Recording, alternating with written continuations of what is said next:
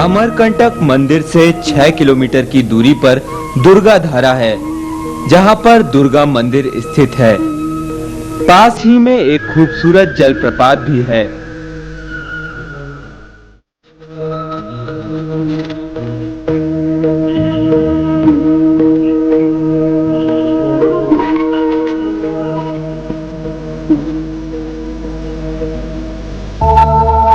श्री 1008 भगवान आदिनाथ की मूर्ति सर्वोदय तीर्थ में स्थापित है। ये अष्ट धातु से निर्मित 24 टन वजनी एवं 10 फीट ऊंची है। जैन धर्म के अनुयायी भगवान ऋषभदेव को अपना आदि तीर्थंकर मानते हैं तथा भगवान पार्श्वनाथ को 23वां और महावीर जी को 24वां तीर्थंकर मानते हैं। भगवान आदिनाथ का काल अत्यंत प्राचीन है। वे इक्ष्वाकु वंश के थे।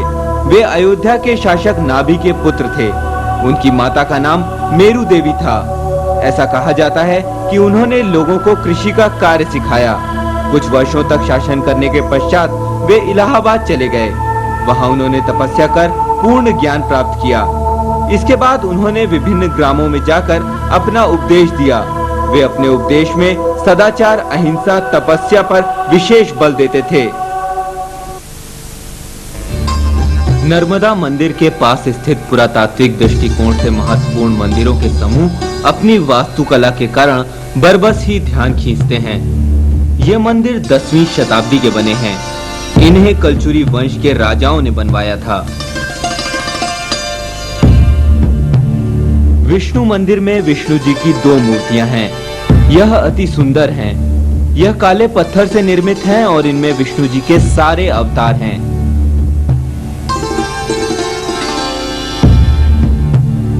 ये पातालेश्वर महादेव हैं। ये स्वयंभू भी कहलाते हैं। यह मंदिर भी कलचुरी काल का है। ऐसा कहा जाता है कि नाग पंचमी के दिन शिवलिंग के नीचे से पानी आता है, जो कि कुछ नक्षत्रों की स्थिति के कारण उस दिन शिवलिंग जलमग्न हो जाता है और 12 से 15 घंटे के बाद वह जल पुनः लुप्त हो जाता है। ये मंदिर कलचुरी काल के हैं, जो पुरातत्व विभाग के अंतर्गत आते हैं।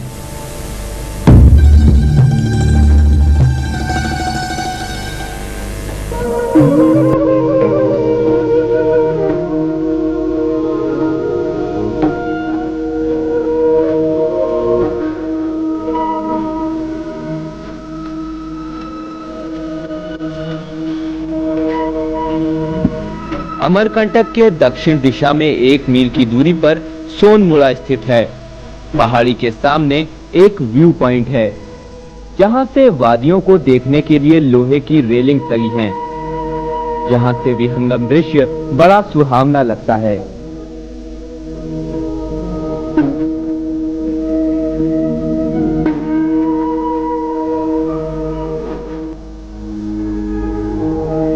सोनमुड़ा से सोन नदी का उद्गम हुआ है। सोन नदी का प्रवाह निस्तब्ध और शांत जलराशि के रूप में है।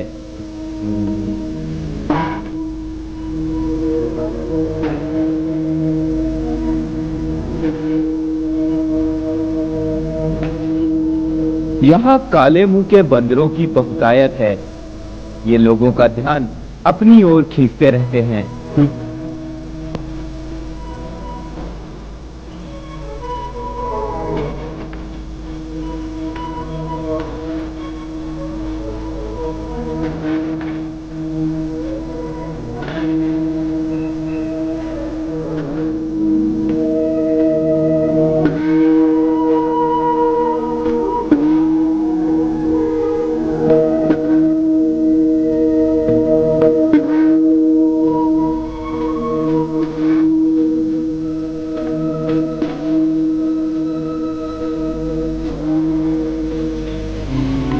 ये ग्रेनाइट पत्थर से निर्मित श्रीयंत्र मंदिर है।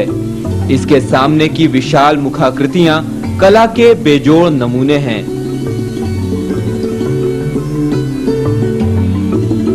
यहाँ दक्षिण भारतीय शैली में निर्मित विभिन्न देवी देवताओं की मूर्तियां दिखती हैं।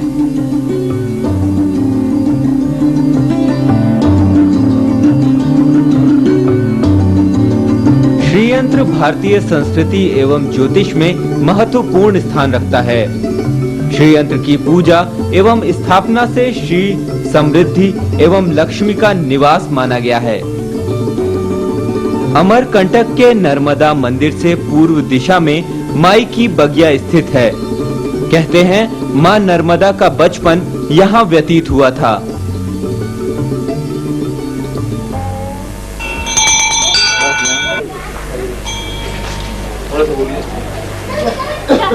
मां नर्मदा जी का बाल्यकाल अवस्था इस तपोस्थल में बीतने के कारण से इस स्थान को नर्मदा जी की बाल्यकाल अवस्था इस तपोस्थल में बीतने के कारण से इस स्थान को नर्मदा मैया का बगिया कहा गया। बगीचे के नाम पर गुलबकावली उद्यान लगा हुआ है, मक्का जैसे झाड़ इसी के नाम से प्राकृतिक उद्यान है। पुराणों का ये मानना है कि गुलबकावली माई की बगिया दलदल में ही प्राकृतिक लगा हुआ नेचुरल पहली बार पाया गया है। इसके फूल से नेत्र की औषधि वगैरह बनती है, पर नर्मदा मैया का सर्वप्रिय पुष्प माना जाता है। फूल सफेद कलर का पाया जाता है जो अगस्त से दिसंबर के महीने में खिलता है। नर्मदा जी का सर्वप्रिय पुष्प माना जाता है। ये कुंड जो बना हुआ है मां नर्मदा जी का चरणोदक कुंड नाम से जाना जाता है। जो ये कुंड से धारा प्रवाह होती है कुछ दूर जाके समाप्त हो जाती है। पुराणों का ये मानना है कि यहाँ से मैया गुप्त होकर उद्गम नर्मदा कुंड में होती है। परिक्रमावासी नर्मदा जी की परिक्रमा माई की बगिया से ही उठाते हैं और यहीं परिक्रमा पूर्ण करते हैं। इसी कारण से इस स्थान को नर्मदा जी का बगिया कहा गया।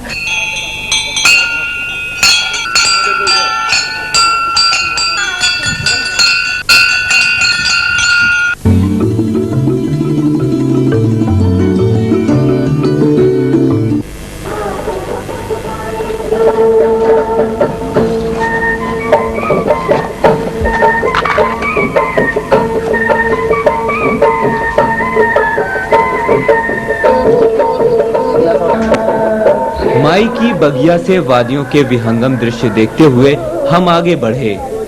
रास्ते में एक साधु दिखे जो कि 14 वर्ष तक खड़े होकर तपस्या करने का संकल्प लिए हुए थे।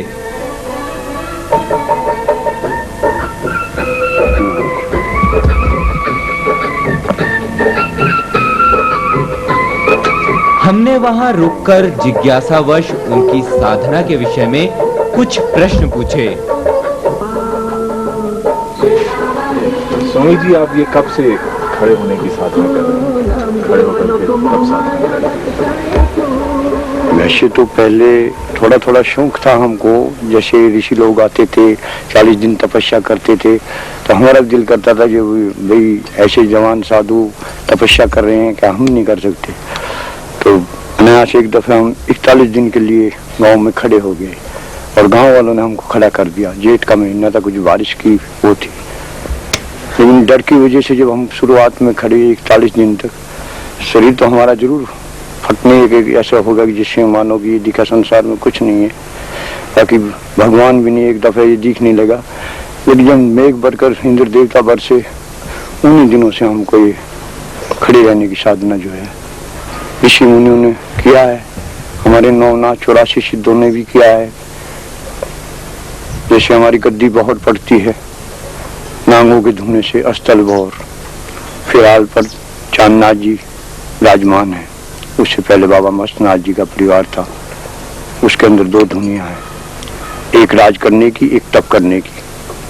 हमारे गुरु ने हमको उस तप करने की धुनी से मुंडा और गुरु की कृपा हुई तो इसी में आनंद है बस आत्मा तो, कि जन कल्याण होता रहे और हमको भक्ति का बल मौका मिलता रहे, धर्म की जय जयकार रहे।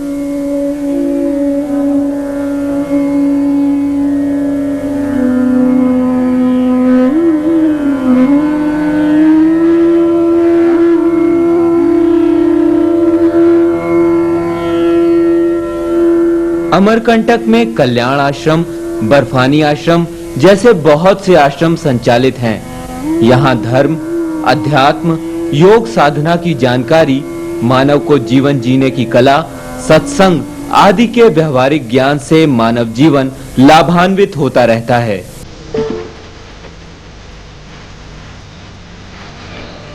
अमरकंटक अपने प्राकृतिक सौंदर्य के कारण पर्यटन की दृष्टि से प्रकृति प्रेमियों को आकर्षित करता है।